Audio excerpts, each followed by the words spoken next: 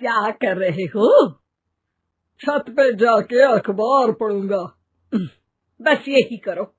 तुम्हें पता भी है कि बहू क्या गुल खिला रही है? उसने नया फेसबुक अकाउंट बना लिया है। रोज 10 फोटो डालती है। हमारे परिवार की तो नाक कटवा देगी ये।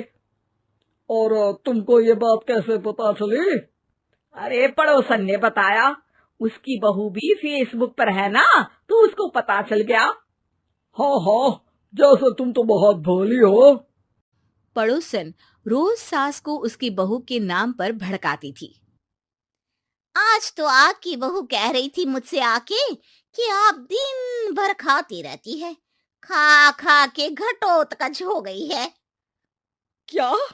उसने मुझे घटोत्कच बोला? अरे वो खुद ना कटी सुपर्णखा है। आप कह रही हो तो सही होगा, लेकिन आप उसको बताना मत कि मैं ये सारी खबरें आपको देती हूँ। शाम को जब बहू पड़ोसन के पास जाती है, आज तो तेरी सास तुझे सुपर्णखा कह रही थी, कल ताड़का भी कह देगी।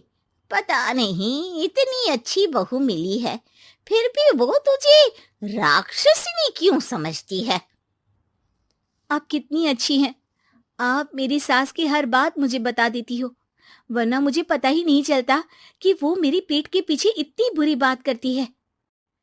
चालाक पड़ोसन रोज ही दोनों सास बहू के सामने उन दोनों की ही बुराई करती और चुगली करके बातें बता देती, ताकि दोनों में हमेशा लड़ाई होती रहे।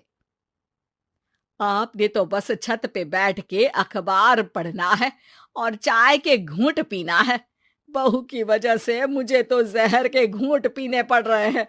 कल वो मुझे मोटी घटोत्कच बोल रही थी। तो तुम भी तो उसको नाक कटी सुपर्णखा बोल देती ना।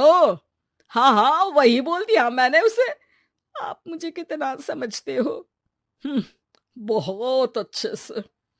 अब मुझे वो ये बात पड़ोसन ने बताई ना, वही तो है आपकी शुभ चिंतक। पर मैं इस बहू को ना सबक सिखा के ही रहूंगी। जरूर सिखाना चाहिए, पर आज तुम मेरे साथ शाम को छत पे बैठना, एक तरकीब बताऊंगा। बिल्कुल बिल्कुल, कितना ध्यान रखते हो जी आप मेरा।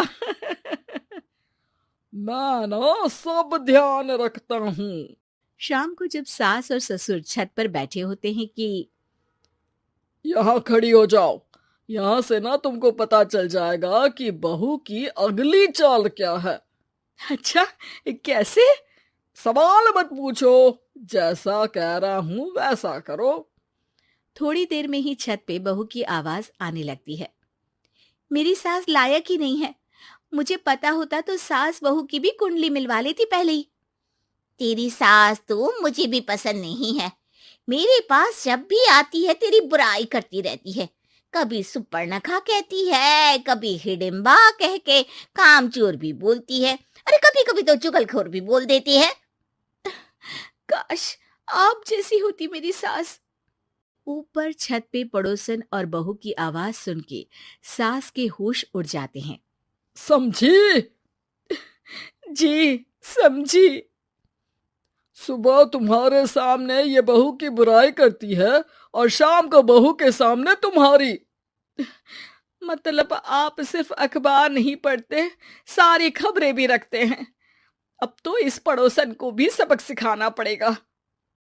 शाम को सास बहू को जाके पड़ोसन की साजिश के बारे में बता देती है।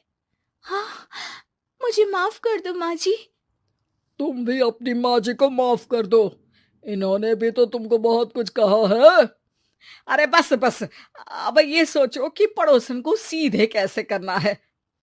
अगले दिन सुबह पड़ोसन सास का इंतजार कर रही होती है, लेकिन वो देखती है कि वहां सास और बहू एक साथ आ जाते हैं। अरे अरे, आज दोनों एक साथ। हाँ, सोचा कि बहू की पीठ पीछे बुराई करने से क्या फायदा, मुंह पे ही बोलती हूँ मैं। हाँ, मैंने भी सोचा आपको 2 बार मेहनत करनी पड़ती है, एक ही बार में काम खत्म कर लोगी। हैं? वो मैं आप लोगों को कैसे पता चला? क्योंकि ऊपर वाला सब देख रहा है। पड़ोसन ऊपर देखती है, वहां ससुर खड़े होकर हंस रहे होते हैं। अ, मतलब आप हमारी बातें सुन लेते थे? हाँ, सुन लेता था और मजे भी लेता था। आपको तो शकुन ही होना चाहिए। क्या चाल खेली है आपने, एकदम सास बहू के सीरियल जैसी। तो बताओ पड़ोसन जी, मेरी बहू ने आपसे अब मेरे बारे में क्या बोला? यही बोला कि सास बहुत अच्छी है, बहुत ध्यान रखती है। अच्छा, और सास ने मेरी क्या बुराई की? नहीं ना की बुराई, हमेशा तारीफ करती है। भगवान सबको ऐसी सास दे। मेरी गलती है जो मैंने आप लोगों में आग लगाने की कोशिश की। पर छत पे लगा हुआ सीसीटीवी यानी कि शर्मा जी सब देख रहे थे। हाँ जी, मुझे माफ कर दीजिए। माफ क्या, आपको तो अब हम साफ ही कर देंगे अपने वालों की लिस्ट से। आज से आपकी और हमारी बात बंद, लेकिन बुराई जारी रहेगी। अब आपकी हरकत के बारे में पूरे मोहल्ले को बताना तो पड़ेगा ना आंटी जी।